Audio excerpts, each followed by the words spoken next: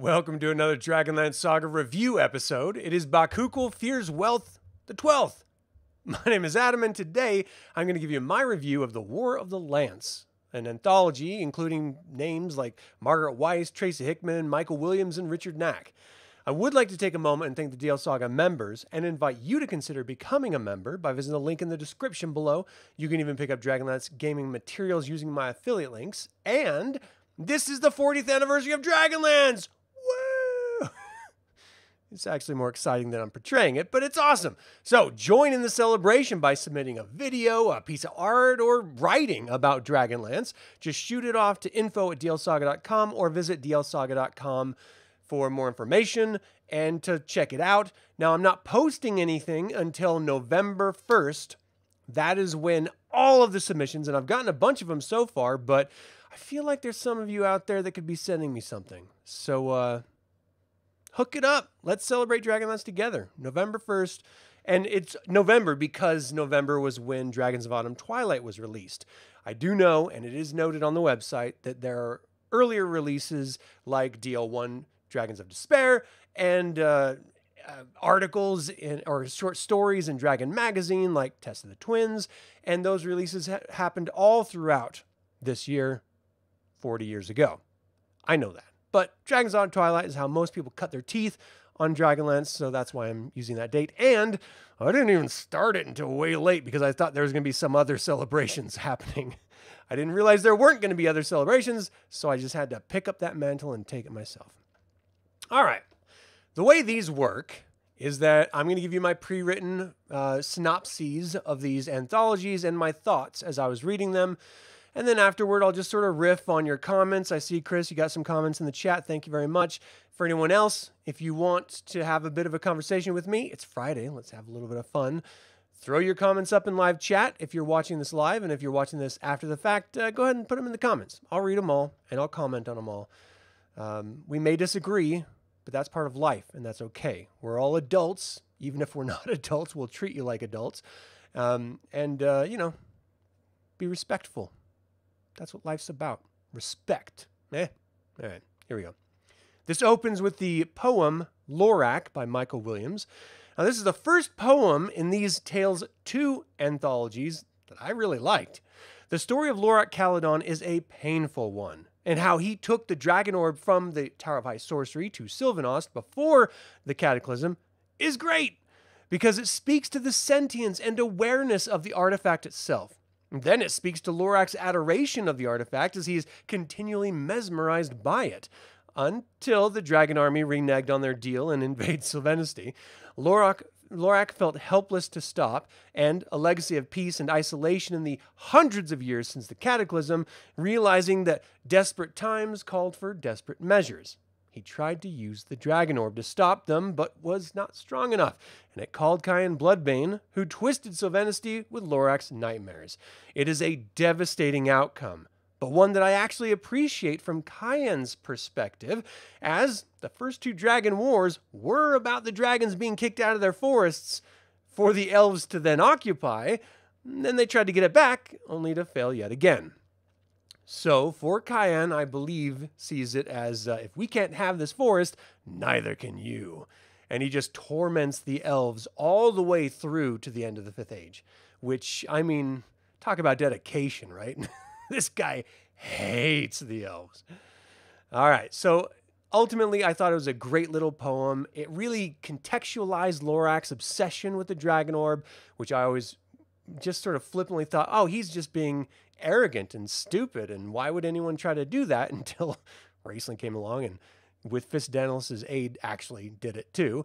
So I just feel like I misunderstood Lorac the entire time, and the older I get, the more I think about it, it's actually devastatingly sad and heroic of him to try to use the Dragon Orb to save his people and his land, his whole nation. While he sent them off to safety, he stayed behind and tried to do something that he didn't know if he could do or not, but it was a last-ditch Hail Mary, and he tried his best, and unfortunately, he failed.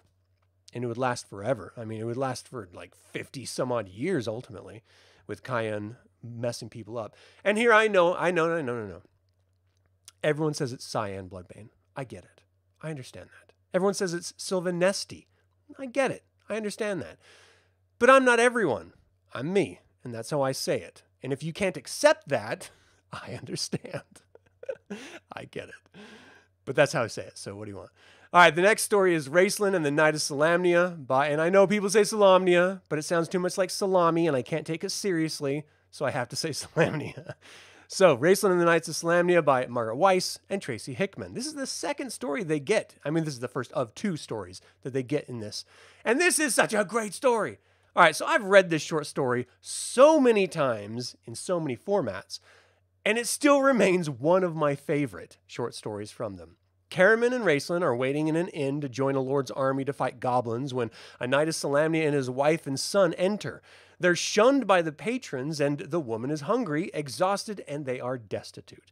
So the knight leaves to go talk to the lord after about joining forces, as he needs the money. And Earwig Lockpicker arrives. He's Taz's cousin. Raistlin gives the hungry boy his mother their last coin out of sympathy for the child, and it's one of those touching moments that define Raistlin as a character more than his terrible attitude or ambition. The knight returns with a quest to remove a curse on a nearby keep, but the tale tells of a mage being needed, so Raistlin joins him with Caramon and Earwig. They arrive, and ghosts of the knights and mages are called for aid. Earwig makes a comment that forces Raistlin to think differently about the curse and calls out to the maiden. She demands that Raistlin choose a side for all of eternity, and Raistlin refuses, instead choosing love. That's right, Raistlin chooses love. This breaks the curse. The story is all about looking past your own pride and realizing what is actually important in life. Those that you have chosen to love and share your life with. I'm reminded of a beautiful lyric in this song Nature Boy, written by Edin Abhez and initially performed by Nat King Cole, which David Bowie did an amazing rendition of, by the way. The greatest thing you'll ever learn is just to love and be loved in return. It is a notion that stayed with me since I first heard that line, and I actually believe it's true. It's tender, it's soft, it's beautiful. It's not manly per se, but I kind of think it is. I think it's beautiful, and I absolutely love it. This story was so great because Raistlin, he lured the kid over with magic, and ultimately he just gave him what Caramon was going to spend, and he chastised him for, knowing that in this moment, this kid needed this money infinitely more than they did. They were starving. And what are you going to do? And if you've never been poor, if you didn't grow up poor, then you wouldn't really understand how touching that is, that someone would do that for you. But it's important, and it's heartwarming, and it really completely recontextualized Raistlin as a character, especially for me at the point that I read this, because I'd already read Chronicles and Legends, and I thought Raistlin was very self-serving and, just full of snot and piss, because whoever he talked to, even in this story, he was always snarky and an asshole. And you don't have to be that way. You don't have to act like that. And I never understood why Raistlin was constantly condescending and shitty to everyone, except for the people who are bullied, down on their luck, and desperately in need. If they're sick and diseased, he would take care of them. No one else would, but he would. So it completely changes the way you think about the character, and I loved it for it. All right, the next story is Dead on Target by Roger E. Moore. And this is a great story about a young man named Everard Khan who served as a scout for Naraka during the War of the Lance. Now, 2 weeks after the end of the War of the Lance, he learns about his cousin's death and went to get revenge, only to find hobgoblins, and he was killed by a crossbow bolt. He rose as an undead revenant and met up with a Kaolin bounty hunter who was hunting a Thewar dwarf named Gareth. This dwarf was suspected to be to use the same poison and tools that killed Everard and his cousins and all the remaining hobgoblins around him, so they teamed up. They followed the pull of Everard's town as the revenant. He was sort of driven to the murderer, his murderer. And so he followed that pull. It always kind of reminds me of Donnie Darko, that scene near the end where he sees the cylinder, the sort of liquidy, like in The Abyss. It was like this weird liquidy, like, I don't know, arrow that sort of guided him around. That's what it was making me think of. Great film, by the way, if you haven't seen Donnie Darko. There's an extended cut of Donnie Darko, which is phenomenal. It adds extra scenes, extra title cards. I mean, it's totally worth rewatching. And the music's great. I mean, who doesn't love the music? All right, so let's see. Where was I? Sorry, I'm getting distracted here. They team up, followed by the pull of Everett to Everett's town and his uncle's house, only discovered that the Thewar dwarf was using an illusion to look like his uncle and live as a human. He killed the cousins and Everett, and the magic battle that ensued was great. It kind of reminded me in a small way of the battle in the Disney animated Sword in the Stone film between Merlin and Mommy. God, it's going to drive me nuts. I can't remember her name. Anyway, the woman witch. There's an adorable, funny little chubby girl witch, which I can't believe I can't remember her name because I think she's fantastic. Anyway, but since Everett was already dead, he ended up killing Gareth.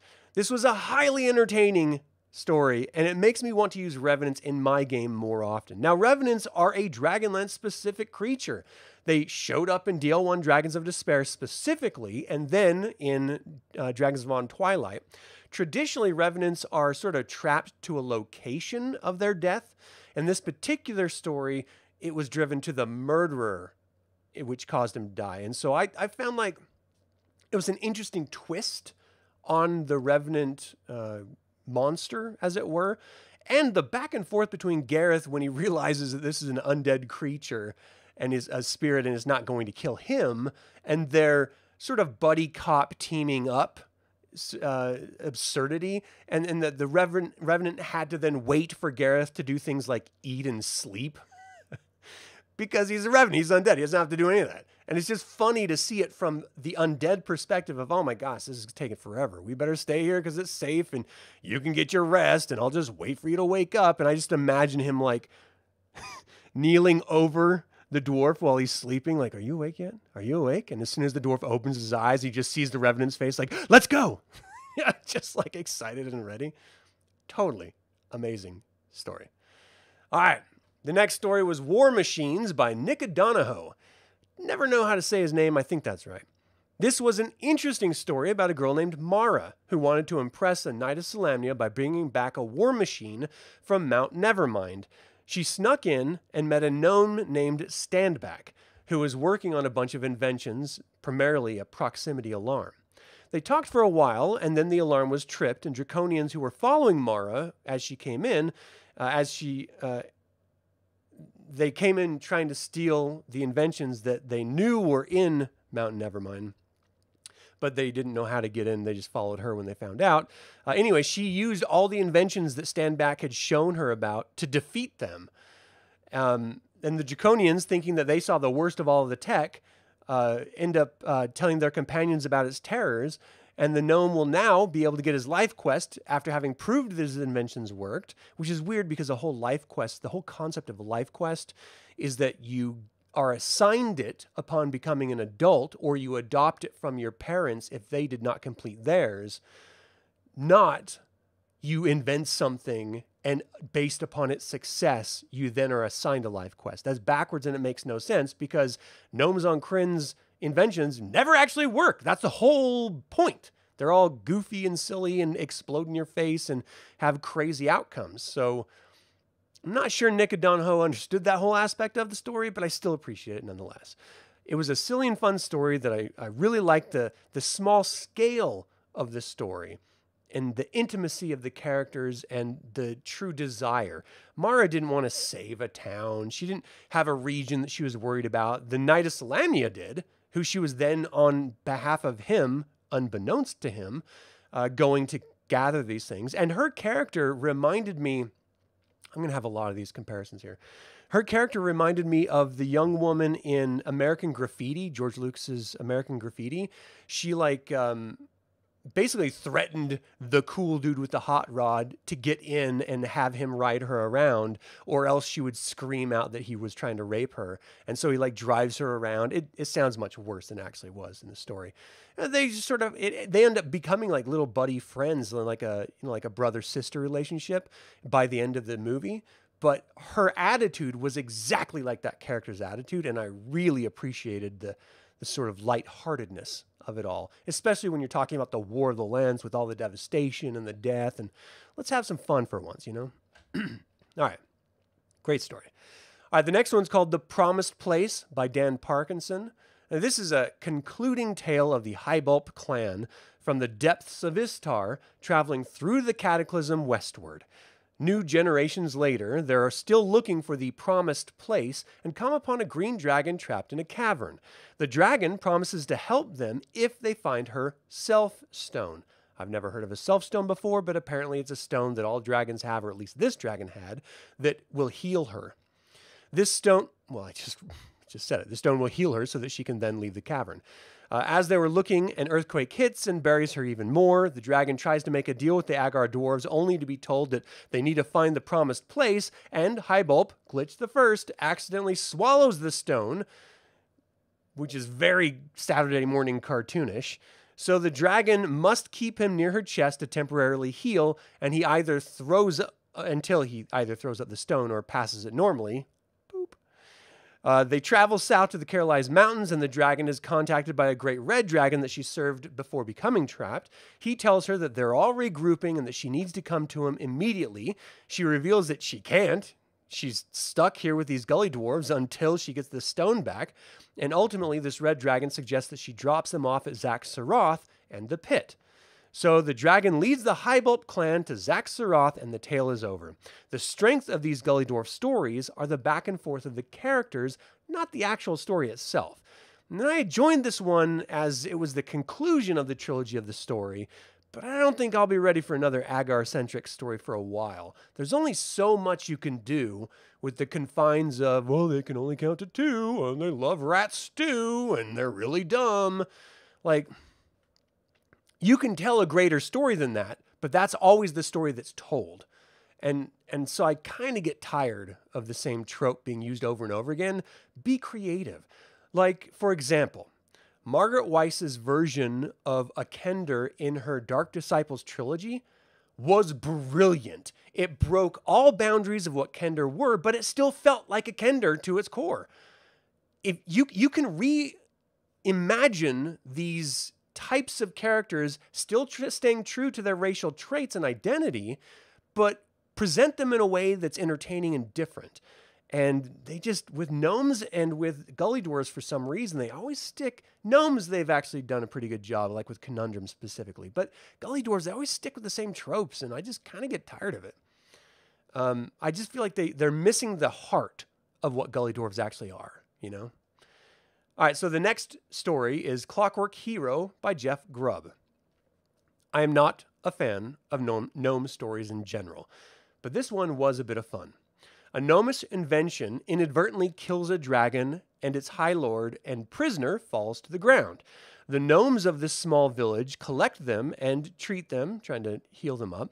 The female woke up, who was the High Lord, and started making a big fuss and threatening people and becoming violent, so the gnomes end up knocking her out. The human male woke up, saw the beautiful human female outside of her armor, and fell in love. As we do. It's so ridiculous. It's very Disney. The gnomes didn't want to disappoint the man, so they didn't tell him that she was the High Lord. They kept making excuses as to why she couldn't wake up and sent him on mission after mission in this clockwork armor to get him away from her on the off chance that she would wake up. But in the process, he actually becomes a hero. The woman then wakes up again, but was knocked out as she was threatening the gnomes again. Trying to discover a solution, they end up making a fake woman from casts of the High Lord while she's sleeping, and planned on saying that they couldn't wake her so that the hero would have to be content with her encased in like a box or something. Then they planned on taking the High Lord herself miles away from them and letting her wake up and just go on her own. But before they could do that, the hero returned with a priest who ended up healing and waking the High Lord, who then came crashing out in her armor, so the hero didn't know that it was her, and they ended up fighting. He eventually killed this High Lord, and when he saw the fake version of her that the gnomes had made from casts, he believed that he saw his love that was killed by the High Lord. So this guy is clearly not operating on all cylinders up here. It is a silly situational comedy with a backdrop of lies, but it concludes by saying that humans are great at self-deception, and in truth we are, so I suppose the story rings more true than false. It was very, very odd, and there was moments in it where I was just like, this is like a Hallmark. The basis of this story is every Hallmark movie ever. It's just like, oh, a guy falls down on some train tracks and he's ready to be killed, and he's like rescued by this woman, and then they fall in love, but he's in the hospital and they don't realize that he like evicted her parents or some bullshit like that. Like, that's the type of nonsense storytelling that this is based in. But because they threw in gnomes and they threw in a High Lord and they threw in some peasant that becomes a hero, you're like, all right, it's Dragonlance now. Okay. It's just silly. All right, the next story is The Night Wolf by Nancy Varian Berberick. Sweet hell, was this a great story? And I gotta tell you, Nancy Varian Berberick is silently a killer. She murders with every story she writes. She's brilliant. Ever since I've started like rereading these and like paying attention to the authors, every time her name comes up, I sit up and pay attention because she is going to lay down some shit that will make you excited and just love Dragonlance all the more all over again. She's gold every time. All right. So, a mage named Thorn, who is a shapeshifter. He's not a werewolf. I know people read this story and they're like, oh, it's a werewolf in Dragonlance. He's not a werewolf. He's a shapechanger. So, Thorn was a shapeshifter. He was going to go get married, and he invited two of his closest friends to the wedding, Tam Potter and Goran Hammerfell.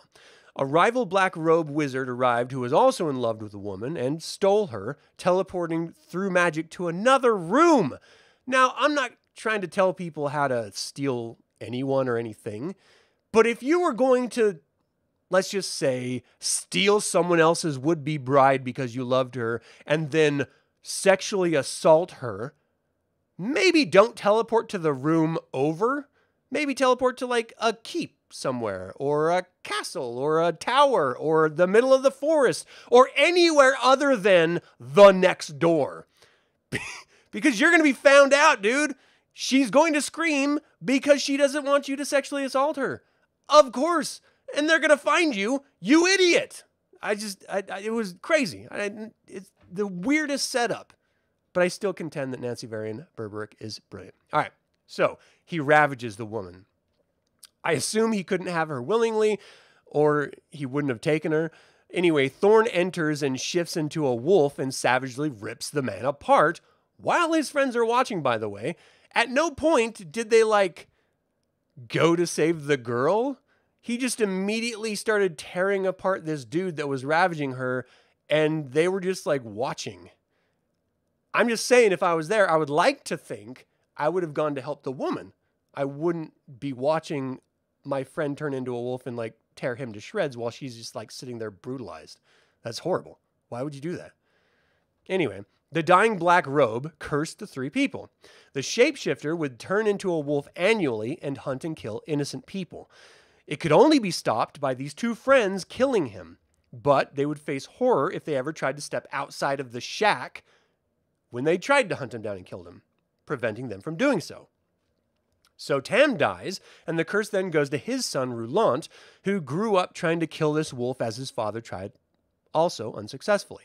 He ends up falling in love with a woman named Una, and she follows him one year. They tried to kill the wolf and failed, and Una went to hunt it as it was wounded. And let me just tell you, I love a strong woman in a movie. I married a strong woman. I was raised by strong women. I think strong women are just the freaking best. If you fall in love with a woman who is willing to alone go hunt a wild rabid wolf that's like murdering people, you put a ring on that finger. I'm telling you, because she will love you and take care of you your whole life. Just put a ring on it. Tell her that you adore her and love her and just marry that woman on the spot. All right. So she goes off to hunt it as it was already wounded, then ran back when it started to hunt her. She's a pragmatist. The wolf began to ravage Roulant, and Una couldn't stop it as she's like stabbing it.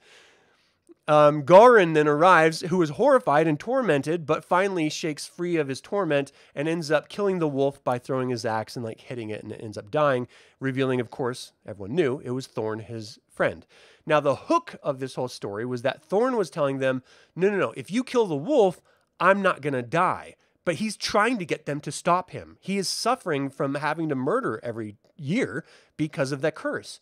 And so he's trying to get them to kill him, and he can't kill himself. He's tried, and he just can't bring himself to do it. So he's relying on them to do it. So he lies to them. And then once he's dying and they see, they're like, oh my gosh, you told me it would kill the wolf, not you. And he's like, but you wouldn't have done it any other way. We're friends. Like, I love you for doing this. Thank you so much. And it was just so tender and so beautiful of a moment between friends and a loved one, in like just watching their best friend die in front of them that they murdered because they had to. And he was happy because he was tormented. Great storytelling. It's a bittersweet story about friendship, sorrow, and pain, and I loved it. All right. The Potion Sellers by Mark Anthony is the next one. Now, this is a really fun, really great story about two snake oil salesmen, only it takes the form of healing elixir, not snake oil. They moved from town to town after the War of the Lance. Healing had, of course, returned to Krynn, but actual clerics were few and far between. This is something that I never considered. Like, of course, it's going to take forever for there to like grow more clerics throughout the entire landmass of Ansalon, the entire continent. Of course, people are still going to be suffering for decades before they ever see a cleric just traveling into their village. Of course. So you see, even though healing is brought back, you're still having these isolated villages suffering horrifically. So you have some snake oil salesman coming in. He's like, ooh, this is my magic elixir. Of course they're going to buy it and believe it. I thought the whole setup was so great. And I'm an idiot because I never considered it. But it's so obvious. Like, yeah, of course. Anyway, actual clerics were few and far between, so no one actually ever saw them. Thus, swindlers like Jastum and Grimm were able to make a good living. They were spied on by the remnant Dragon Army soldiers who caught up with them, leaving a town, and brought them back to their encampment. And there was a lot of Dragon Army troops, a lot more than they thought, than the two swindlers believed were left after the war, and they were taken to the commander, a Draconian who was on his deathbed. They only had the gruel of the dwarf spirits, which was actually what was in the healing elixirs, left, when they sold, which they sold as the healing potion, and so they ended up giving that to the commander, who immediately got drunk and felt great. They were afraid that they would be killed by morning as soon as he sobered up, so they tricked the guards into killing each other over a made-up disease, which they only had a cure for one of them of, and then they fled. The lieutenant caught up with them on the road in the morning and told them that the commander was dead and he's the new commander. He paid them 10 steel and left. Turns out he knew that they were swindlers the whole time and just needed to make the army believe that he was doing his best to heal the late commander so that the army would then follow him after the commander's death. It was a great story that let you know that the Blue Dragon Army was still a thing, but focused on a smaller tale and a smaller version of the remnant Dragon Army forces. Although I'm not entirely sure this author has ever been drunk before, because they are ascribing drug behavior to drunk people, and it's not the same. Now look, I have not done every drug under the sun. I'm not proud of the fact that I'm saying I've done a whole lot of them. And I've been wildly drunk before in my youth. I try to avoid it as an adult. Not drinking, just being drunk. This behavior is not the behavior of drunk people. They do not do this stuff. This is the behavior of people high as hell or tripping on psychedelics. Not the same at all. It's just funny. You can always tell someone who has never done serious drugs when they're like, and he had a sip of wine and he thought he could fly and he climbed up on the roof and jumped. Yeah, that doesn't happen. That's never happened. And in fact, in all the drugs that I've ever done, I have never once thought I could fly either. All of those are just lies, just bullshit that people make up. I'm not saying do drugs. I'm just saying those are lies. Don't believe it. It's ridiculous. I've had absinthe, and I don't think so. If you have, then awesome. But for me, it just never affected me like that. Okay, so The Hand That Feeds by Richard A. Knack. I played a cleric of Chemish in a Dragonlance campaign in my youth. So this story brought me right back to those fond memories. I was actually in a garage band, and we would play for all of our friends, and then I would sit down and DM. And this one time I got a friend to DM for me, and I was like, I want to play an evil cleric. And they're like, all right, cool. So everyone made evil characters and stuff. And I made this evil cleric of Chemish. I had this massive scythe, like death. And then I wore like a robe and the clerics of Chemish. I had like a big bone mask. This was 2nd edition AD&D we were playing at the time. It was dope. Great character. Had a lot of fun. Anyway, a thief named Vandor Grits was abducted by Prefect Stell, a dark cleric of Chemish, who chartered a Minotaur vessel to sail to the center of the Blood Sea of Istar. Vandor is a blood descendant of King Priest's past. I don't understand. It must be like the sister of a King Priest. It's still the bloodline. It's just not the King Priests themselves. Or maybe King Priests were getting jiggy with it before the last King Priest. I don't know the rules here. I always assumed they were like, they didn't have sex, but whatever. So anyway, he is the last bloodline descendant. And Stell, the priest of Chemish, wants to use his blood to summon the dead from Istar in order to collect an ancient artifact of Chemish stolen by Istar. So this is a great story point that Margaret Weiss picked up, story seed, and used in the Dark Disciple trilogy, which was always used in the previous iterations whenever they talked about Istar. And that's the King Priest would have his people go out and steal magical artifacts and put them in this locked room. I can't remember the name of it off the top of my head, and it's not mentioned in this, but it is mentioned in like the King Priest trilogy, and it's mentioned in the Dark Disciple trilogy. Anyway, so there's like this locked room guarded by, I think it's like a dragon turtle, underneath the Blood Sea of Istar, full of ancient artifacts of the Age of Might. Like, I need to run a campaign where we raid that. That would be so dope. Anyway, I love that story beat was added to this story. All right, so they get to the location and summon dead only to see the artifacts are near lifeless. So the dead come up and he's like, hey, you dead things, go collect these artifacts. I'm looking for a necklace. And they're bringing them back and stuff. Anyway, the necklace he's looking for is finally recovered, and it ends up summoning an undead Leviathan monster. Now, no one's ever known about a Leviathan monster in Dragonlance unless you read the modules or played through the modules. There's actually a massive undead Leviathan monster underneath the Blood Sea. Apparently, it's already been killed. So Stell drops the necklace accidentally, which slides across the deck and is stopped by Vandor, who cracks the frame, effectively turning the necklace useless. Then the undead Leviathan attacks the ship, tearing it apart. The whole story is a mishmash of characters and their gods. Stell has to placate Zeboim so that he can do what he wants on the open sea. Then Chemish to summon and control the dead, while the Minotaur captain is worshipping Sargonis, but he's paying homage to Zeboim because as a sailor, you kind of have to. And Stell doesn't really worship anyone, but he's praying to Syrian to save his butt constantly. He keeps calling out to her throughout the whole story as more of his blood is being spilled in order to fuel this spell. Ultimately, the undead turn on Stell, the ship is destroyed by the Leviathan, and Vandor is dying. When Zeboim is ready to accept his soul, he's saved at the last moment by Syrian, and he ends up washing up on shore with the Minotaurs. This is a really fun story about faith and folly and mortal ambitions versus the gods. I really, really enjoyed it. I love the final moment when you're like, oh, he's actually going to die. They're actually going to kill this poor guy who has nothing to do with anything.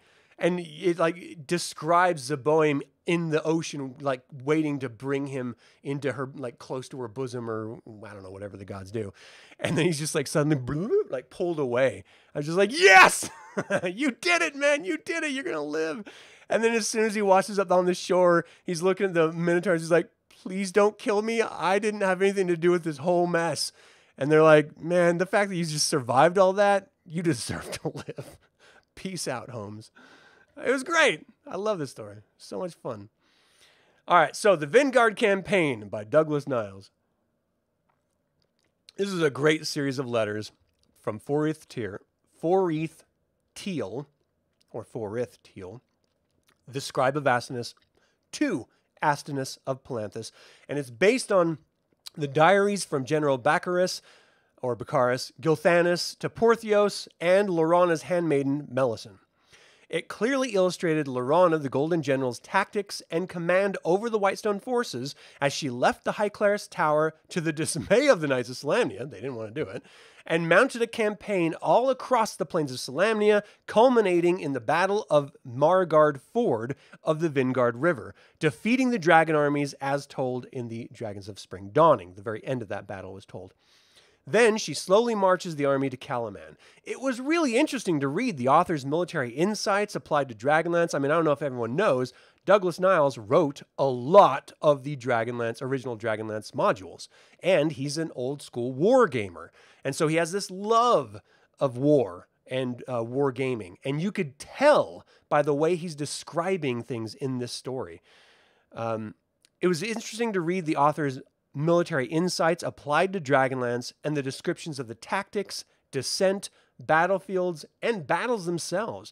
I truly enjoyed it, but I have to admit I'm less of a war gamer and more of a solo character player, so I prefer more of a first-person narrative than this sort of overarching sort of bird's-eye view of the battles.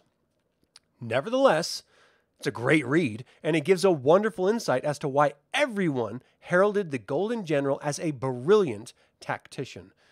I gotta say, I'm not, like, I always loved the character of Laurana, but I'm not like a devotee. Like, people are obsessed with Laurana. A lot of people are obsessed with her, and I've never really been one of those people. This story kind of made me feel like, okay, I get it. Like, I'm still not there, but I can see it. I can totally see it. All right, Chris, thanks, man. Tasselhoff is better than Earwig. Fight. Those are fighting words. All right. I've been happy and jubilant. Jubilant? I've been excited so far. But this whole review is about to take a sharp turn. And I want to prepare you all for that because it turned for me while I was reading it. And I just want you to know, we're on the last story, the second story that Margaret Weis and Tracy Hickman contributed. And this is the second time, or maybe the third time, that I've read this story, the second time that I've reviewed it, and my review has not changed. So, the story that Tasselhoff promised he would never, ever tell by Margaret Weis and Tracy Hickman. All right, I've got a problem with this story. It's the same problem that I had with it the last time I reviewed it in another anthology collection. And it's the point of the story that I have a problem with. The Dragonlances being normal, and it's your faith in them that makes them magical. This is some religious, mumbo-jumbo, fantastical type thinking that only makes sense if you don't actually think about it at all. Being a gamer of the Dungeons & Dragons game, I actually did it, being a gamer of the Dungeons and the Dragons, this is not something that works in the frame of a role-playing game. And I understand that Tracy Hickman is someone who believes in prayer and invisible gods and wants to share his ideas about belief through his stories. But this is too much for me to allow. This is too much for me to follow. This is just too much. So, the story itself is that Taz is given an invitation to an annual ceremony at Huma's tomb, which he has never been invited to before, as the war is over. And at this particular one, Owen Glendower's son is being knighted, and when the knights move to go into the tomb for the ceremony, Owen is overcome with fear and emotion, so much so that he has some form of seizure because he can't believe he's allowing his son to take up a Dragonlance that's not magical in defense of the knighthood, which is ridiculous.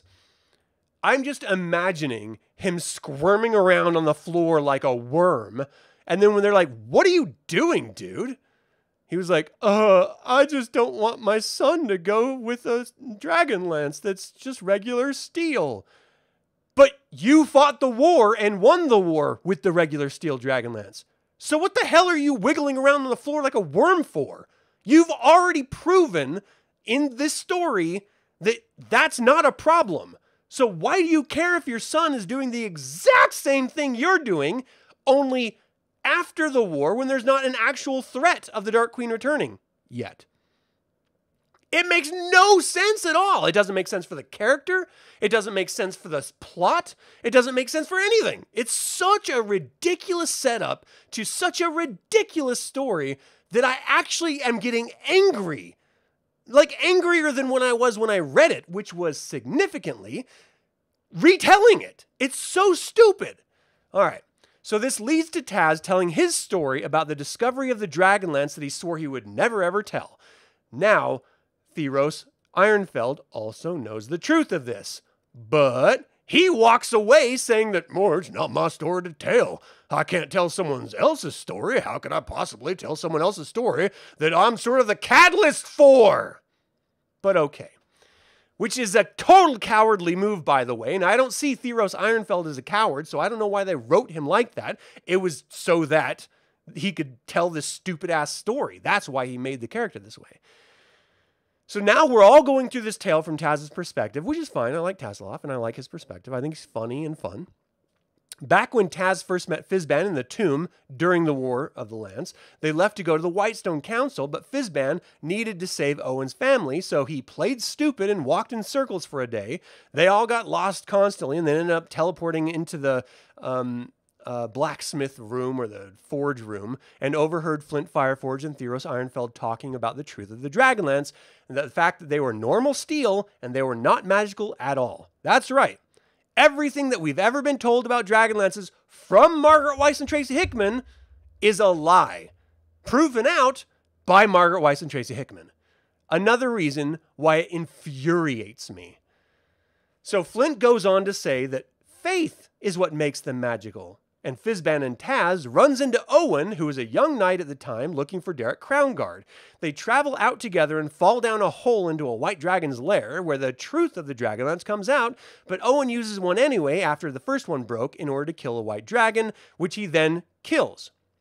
This confirms that they can work if you believe in them, and I can't get the image of the Care Bear stare out of my mind in that moment. Just believe.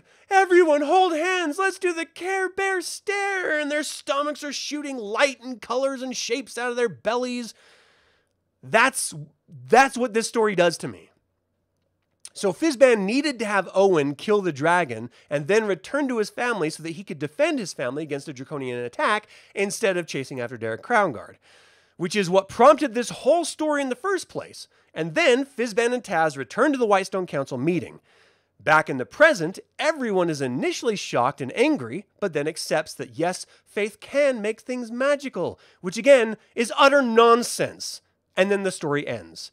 Now look, I'm actually a magically minded person. I love the idea of mind over matter. And when it comes to your own perception, yeah, it can. I believe you can do some kind of wondrous things in your own perception. But you cannot imbue objects with your faith or make them work any better because of your faith. And I know what you guys are going to say. Well, it's just a fantasy story. It's just fantasy. Who cares? It's not reality. Of course it's not reality. It's fantasy. But we've already been told how the Dragonlances were made, that the requirements in order to make them. Theros Ironfeld must be pissed because he had to lose a damn arm to create these Dragonlances for no reason. Like, if I was Theros talking to Margaret Weis and Tracy Hickman, I would probably knock them in the face. You took my arm off for no reason. The only reason why his arm was taken off in the story was so that he could get the silver arm in order to make the Dragonlances, which was one of the 2 requirements for Dragonlances. And now they're saying, oops, haha, just kidding. Psych. Sorry about the arm, dude. As a player, I can't wrap my mind around the idea that there would be no stats, just the measurements of an individual's faith playing the character. One minute, you're arguing over an action that the DM is making a ruling on, reaching for soda and shoving Cheetos in your face, and the next, you have your character throw a lance, which is suddenly magical because you want it to be. Why doesn't that work with everything? Why can't they throw a horseshoe and have it slay a dragon? Isn't your faith strong enough for that? How about you take a toothpick? It's magical and jab it in the dragon's eye. Suddenly the dragon dies. It's magic. Get out of here. The logic is non-existent as the mechanic is absent. The whole role-playing aspect is broken, and I cannot enjoy this story because of it. I know what they were trying to do. I get what he was trying to say. I understand conceptually they're trying to tell a story about faith, and that faith can make you and help you do things that are just wondrous. But it's a lie! It's all a lie! It's always been a lie! All faith was manufactured by humans to control humans! I just can't... It bothers me so much more than it should, because there's so many nonsense stories in Dragonlance and every other fantasy IP that I just go along with. But this one, for some reason, I just can't get on the other side of it. So as this anthology started pretty strong with a few good and a few great stories, it ended up a gigantic stink bomb. If I never revisit this story again... wow, I didn't reread this because this doesn't make sense. It'll be too soon. I am still marred by having had to read it twice, too many times to review it, and it makes me enjoy Dragonlance less for having read it. Seriously. I would recommend most of these stories to fans of Dragonlance, but that's as far as I can go. I cannot let you do this. Just don't do this to yourself, people. Don't read that story because it's hot garbage. All right. What do you guys think? Let me look at all your comments. Thank you guys so much for tuning in, by the way. So, Chris, great to see you. You love the anthologies. You thought the Lorac poem was great. I agree. Raceland the Nice Lamnia was great. Hell yes. Dead on Target was great. Remnants are a part of canon, so they have always been a part of Dragonlance from the beginning. Story of Tasselhoff, promise he would never tell, bothered you the most. Yeah. Here. Michael, thanks for tuning in, man. Great to see you. Oh, I'm glad you like the merch. Let's see. Who is the wizard with Taz? Oh, that's Fizban. That's Zifnab. That's Zanfib. That's Paladine. He's great. Raceland is the GOAT. Yes, he is, Larry. Thanks so much for tuning in, man. Appreciate you. Malcolm, what's up? Raceland's still your favorite character? There's a good reason for that. He's a good character. Let's see. Did you spell that right? Fizban? No, but it's okay. It's all made up anyway. Who cares? It's been a while since you watched it. I've not seen the extended cut. Oh, you should definitely see it. Donnie Darko is great no matter what, but the extended cut's... It's longer, of course, but it's dope. What's the symbol? You don't think you ever seen it? Yeah, the symbol, that's just when Wizards of the Coast re-released these Tales anthologies, they put symbols on the front of them. One of the, like the Istar one is the Divine Hammer symbol, and then the Cataclysm is the Divine Hammer broken symbol. I think the War of the Lance is supposed to be the end of a Dragonlance, but I'm not entirely sure because I didn't do it, so I'm sort of guessing. But that's my guess. Let's see. Yeah, the gnomes are like Doc Brown. How dare you? How dare you disparage Doc Brown? Yeah, I guess he kind of is, except he's like a thinker gnome where he's successful. I love that actor. It's Christopher Lloyd, I think it is. Such a great actor. He's so great. D20 Play, how you doing, man? Thanks for tuning in. Sean, what up? Thanks for tuning in. Let's see. You had to reread the story of Tasselhoff promised to tell about 3 times to process it. Yeah, I'm with you on that. You can pass a stone or fight a red dragon. The red dragon in that story, the red dragon couldn't kill him because then it would destroy the stone. And so she had to like sort of protect him. And so she was like squeezing him against her breast, which made me think of the movie The Last Unicorn. There's this great scene where Schmendrick the magician is like tied to a tree and he's trying to use magic to like get himself free. And it ends up animating the tree, which becomes this big bosomed female tree. And so he's motorboating the tree as she's just saying, I love you. It's the most insane moment in a cartoon movie I've ever seen in my life, but I stand by. It's one of the greatest animated films ever made. I love that animated film so much. I actually read the book and I don't think it's as good. It's okay, but it's a little too flowery for me. The cartoon, however, whoa, it's dope. All right, let's see. All these stories were really good. You like this book a lot? Awesome. That's cool. And I don't want to disparage anyone that enjoys like that last story. If you like it, that's great. Good for you. It just, for me, it didn't resonate, you know, and that's the difference. And I want to make sure that we're cool on that level, because I'm not trying to tell people what to like or not to like. Love or hate Dragonlance however you want. You're valid in your feelings. This is just my perspective. Oh, it's the first Dragonlance book you ever bought. That's cool. That's cool. Does the third new novel come out this September? Nope. It comes out this August. So a few more weeks and we will have it. And I'll give you my spoiler-free review the same day it comes out. And then I'll give you my spoiler-filled review a week later. I'm going river rafting, so I won't be able to do it earlier.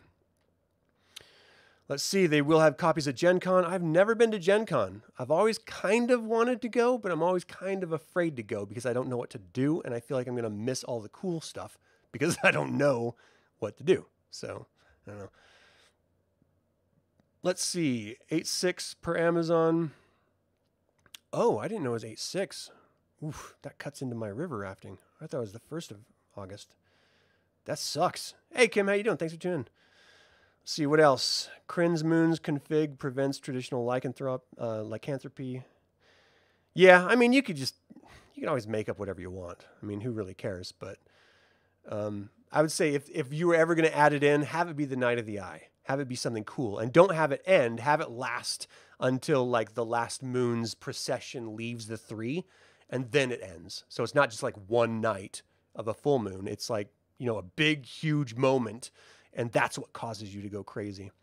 I'm a huge werewolf fan, so I don't care if people want to throw werewolves in Dragonlance. I love them. So that story didn't bother me at all. Let's see. Curses in Dragonlance are pretty powerful, it seems. Oh, for sure. Yeah, the Palanthas Tower one. That's a good one. It's a good curse. The curse was he had his apprentice do the curse, not him himself. But he probably taught him how to do it. You have Taz's mom's birth right after escaping an underwater temple, landing on a beach. Oh, wow. That's cool. The potion sellers is good. Draconians are just as ignorant of science or medicine. Yeah. I mean, everyone is, except for gnomes, and they just can't get it right. Does Taz ever return home to any of the novels? Yeah. Yeah, I've actually reviewed one of them here in Wanderlust, and we actually meet Uncle Trapspringer.